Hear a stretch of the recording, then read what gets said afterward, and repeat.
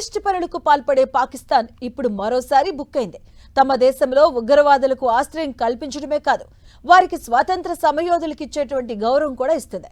భారత్ చేసిన దాడిలో చనిపోయిన టెర్రరిస్టుల అంత్యక్రియలు నిర్వహిస్తున్న తీరే ఇందుకు నిదర్శనం. అబ్బే, మేము అసలు టెర్రరిజాన్ని ప్రోత్సహించడం లేదు అని చెప్తున్న పాక్ అసలు నైజాన్ని భారత్ ఫోటోలతో సహా నిరూపించింది. ఆ డీటెయిల్స్ ఈ స్టోరీలో చూడండి.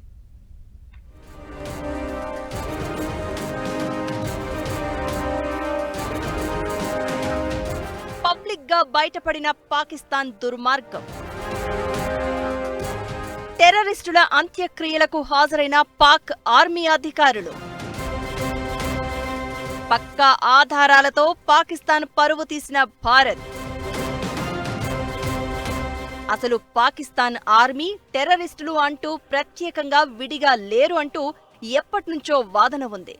పహల్గాం దాడి తర్వాత దాన్ని భారత్ పదే పదే రుజువు చేస్తోంది.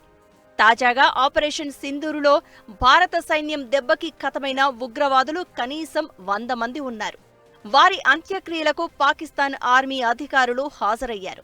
ఓవైపు ఇండియన్ ఆర్మీ దెబ్బకు బిక్కచచ్చిన పాక్ పైకి మాత్రం సీజ్ ఫైర్ అంటూ డ్రామాలాడుతోంది. ఉగ్రవాదులను పెంచి పోషిస్తోన్న పాకిస్తాన్ వారి అంత్యక్రియలకు హాజరు కావడంతో ఆ విషయం మరోసారి బట్టబయలైంది. అయితే అసలు దీనికి కూడా అక్కడి ఒత్తిళ్లే పని చేశాయంటారు. ఓవేళ ఇలా ఉగ్రవాదుల అంత్యక్రియలకు హాజరు కాకపోతే పరిస్థితి వేరుగా ఉంటుందనేది తెలిసిన సత్యమే. ఇది నిజం కాగా పాక్ మాత్రం అలాంటిదేం లేదని బుకాయించింది. దీంతో ఇండియా పక్కా ఆధారాలను విడుదల చేసింది.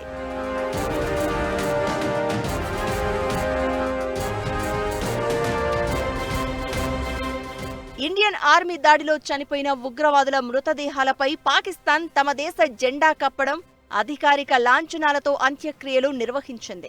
ఇది ప్రపంచవ్యాప్తంగా చర్చనీయాంశమైంది. ఇక్కడే భారత్ వెంటనే స్పందించింది.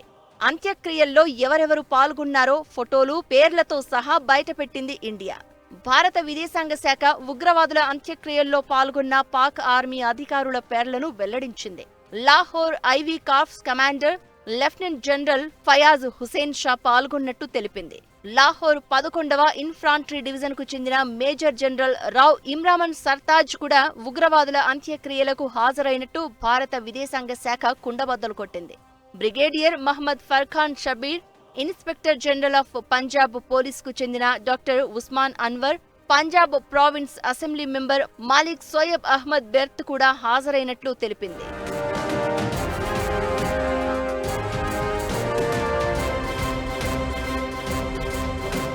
అసలు ఓ దేశానికి సంబంధించిన జెండాలను పౌరుల మృతదేహాలపై కప్పి ఉంచడం అంటే అది ఎంతో గౌరవం కింద లెక్క. ఆ గౌరవం పోలీసులకు, సైనికులకు, ఆయా దేశాల్లో ఏదైనా గొప్ప కార్యం సాధించిన వారికి చేస్తారు. అలాంటిది పాకిస్తాన్ ఇలా పొరుగు దేశంలో ఉగ్రవాద కార్యకలాపాలు నిర్వహించిన వారిని గౌరవించింది అంటే టెర్రరిజం, పాక్ రెండూ కవల పిల్లలనే సంగతిని చెప్పకనే చెప్పినట్లయింది.